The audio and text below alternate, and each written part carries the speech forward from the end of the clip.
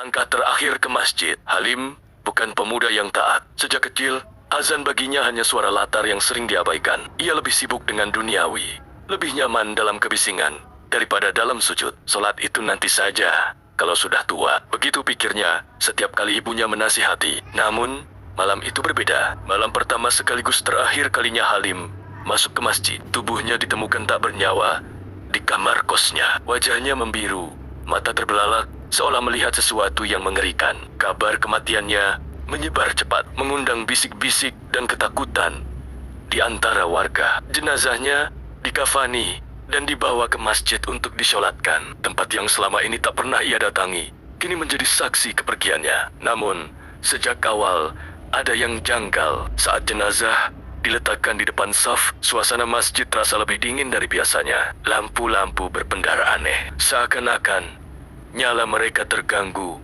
oleh sesuatu yang tak kasat mata. Beberapa jamaah merasa bulu kuduk mereka berdiri, seolah ada mata tak terlihat yang mengawasi. Pak Ustaz menghela napas, berusaha menghilangkan kegelisahannya. Allahu Akbar. Takbir pertama berkumandang. Di antara gema doa, terdengar sesuatu yang lain, samar, namun jelas bukan suara manusia. Takbir kedua, lampu masjid meredup sesaat, lalu kembali terang. Beberapa jamaah mulai resah. Dari sudut mata, seorang pemuda melihat sesuatu di jenazah Halim. Kafan itu bergerak. Takbir ketiga, seseorang di saf belakang jatuh terduduk. Pak Ustaz, kain kafannya bergerak, bisiknya.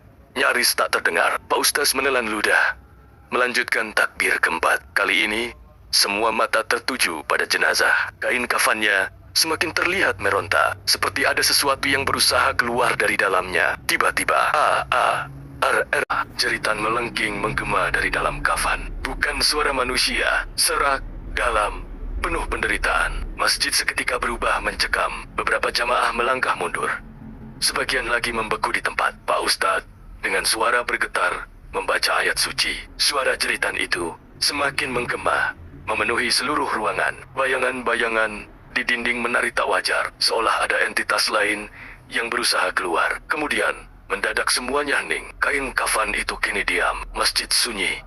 Hanya napas ketakutan yang terdengar. Pak Ustaz menatap jenazah Halim dengan mata berkaca-kaca. Nauzubillah, bisiknya pelan. Sejak malam itu, tak ada yang berani membicarakan apa yang terjadi di masjid. Namun, satu hal yang pasti, syaf solat tak pernah kosong lagi. Semua orang kampung datang ke masjid, seakan takut mengalami nasib yang sama. Malam itu, Halim memang akhirnya menginjakkan kaki ke masjid. Namun, ia bukan seorang yang bersujud, melainkan yang terbujur kaku, membawa